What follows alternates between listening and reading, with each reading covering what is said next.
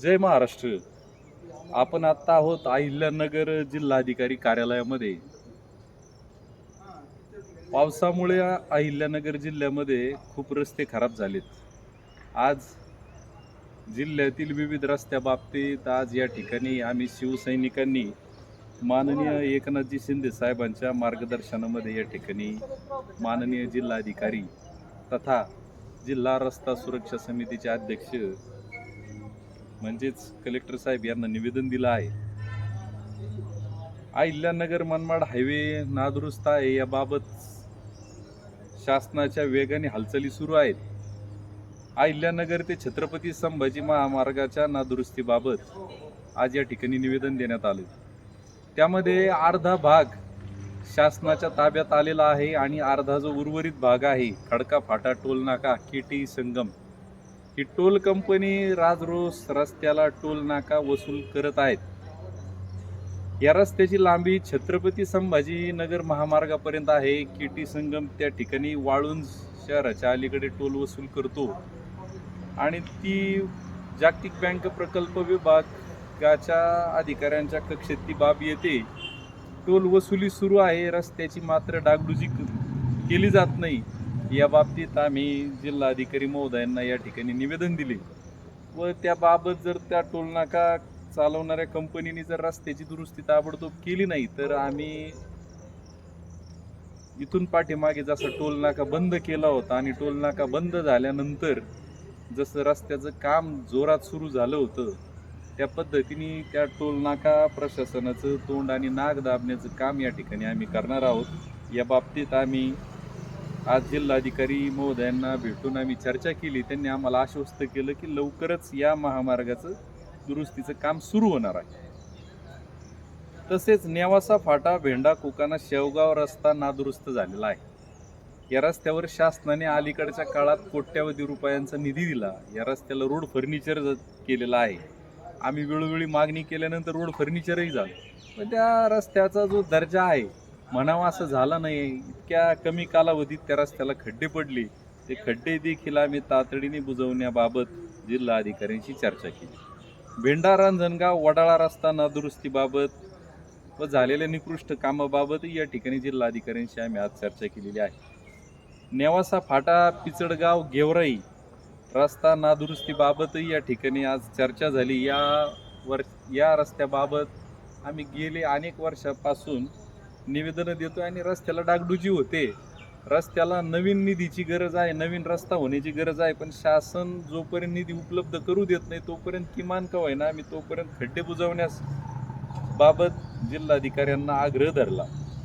त्यावर त्यांनी तशी संमती दर्शवलेली आहे. येणाऱ्या रस्ता सुरक्षा समितीच्या मीटिंगमध्ये हा विषय ते घेणार आहे. श्रीरामपूर देवळाली प्रवारा ते राहुरी फॅक्टरी हा रस्ता नादुरुस्त झालेला आहे. हा अत्यंत रहदारीचा रस्ता आहे, कारण नगर मनमाड महामार्गाला हा जोडणारा रस्ता आहे. हा श्रीरामपूरपर्यंत येतो. ह्या रस्त्याने प्रवासी वाहतूकही मोठ्या संख्येने होते आणि अवजड वाहतूकही होते. या रस्त्याला खूप जागोजागी खड्डे पडलेत.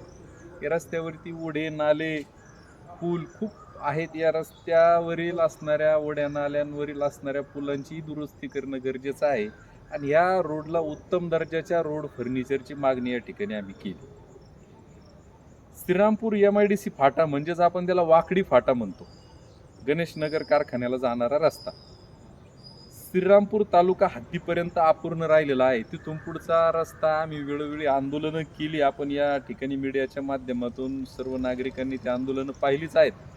परंतु वाकडी फाट्यापासून तर श्रीरामपूर तालुका हद्दीपर्यंत हा काही किलोमीटरचा रस्ता पूर्णपणे हा रस्ता नष्ट झालेला आहे. याच्यातून ST बस देखील जात नाही. शाळकरी मुलांचे, रुग्णांचे, वृद्धांचे या ठिकाणी खूप हाल होत आहेत. मोटरसायकलने देखील त्या छोट्याशा अंतरातून जायला 20-25 मिनिटं लागतात.